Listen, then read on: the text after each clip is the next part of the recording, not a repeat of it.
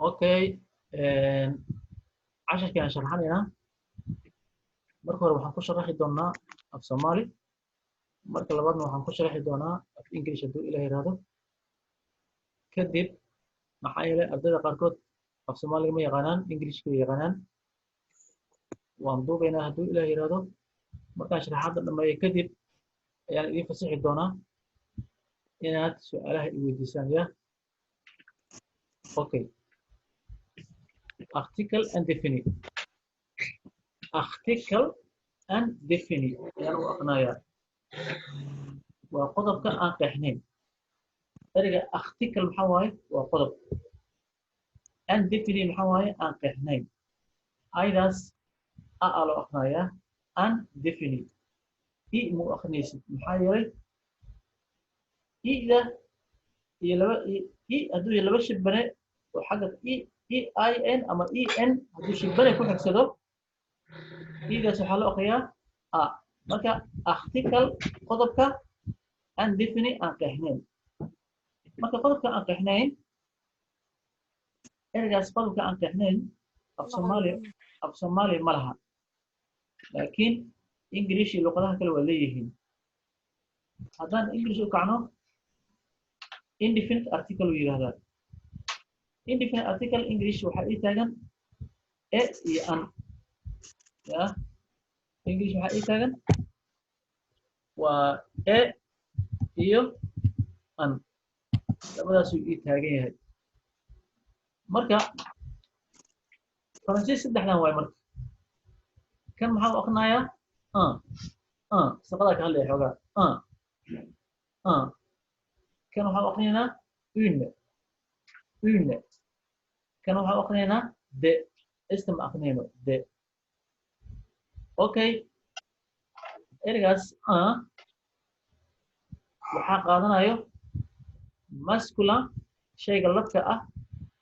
singulier oo singularka ah ila shayada xalay aan qaadanay waxaan u kala saarnay lab iyo dhadig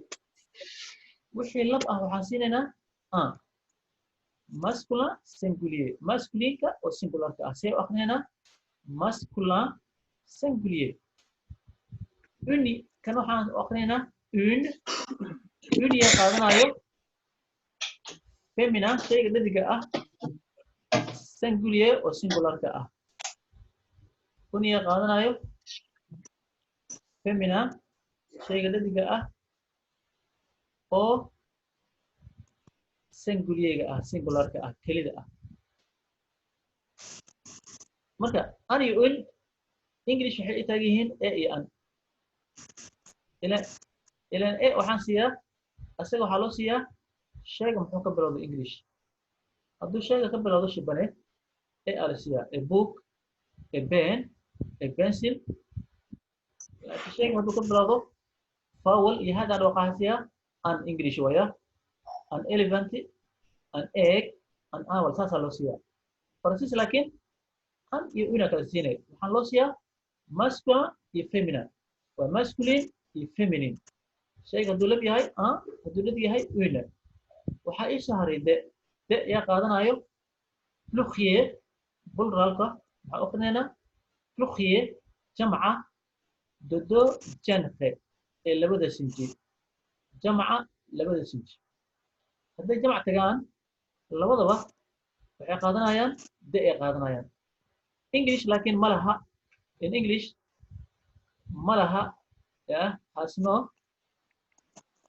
indefinite article or plural English has no indefinite article or plural ma laha okay tusaale marka example le waayo laakiin intay kala duwan bis Englishka oodan ama iidana waxa u ah example isku akhris waa marka example shaygii lab maxaan siinaynaa sida stilo a pen anoo dhahay camlooya an stilo a pen un crayon a pencil un livre a book af Soomaali un stilo qalin biire un crayon qalin qori un livre book sidii la taaganahay weli haddaan iraahdo stilo waa qalinbiire an stilo haddaan iraahdo waa qalinbiire wax macnaha isbedelaya af soomaali ma jiro laakiin shayba hadduu imaado waxaa qasaba inaad labadan ka hormarisid an iyo in an stilo oo shayga aan la aqoonin shayga aynan isla aqoonin uusan qeexnayn an stilo haddaan iraahdo waxaa waaye qalin ma dhihin qalinka iyo qalinkii iyo ma dhihin ilan qalinkii haddaan dhaho waa waxaan sida ognahay waay maho okay an stilo qalin ben an crayon qalin qori pencil un livre book book shayga hadduu midga maxaa siinaa une chaise chair une table une chaise chair oo ah miis kursi une table miis table English une gomme gomme English rubber jamac marka labadoodaba waxay wada qaadanayaan de ay wada qaadanayaan isna ku darina marka deeda istada lama aqrinayo isti jamac aan ku darina lama aqrinayo oo maxaa leenahay de stilo English in Francis shayga pluralkiisa iyo singularkiisa isku dhawaaq waayo inta badan de stilo aan dhehena ma dhehaysid you don't say de stilos yeah de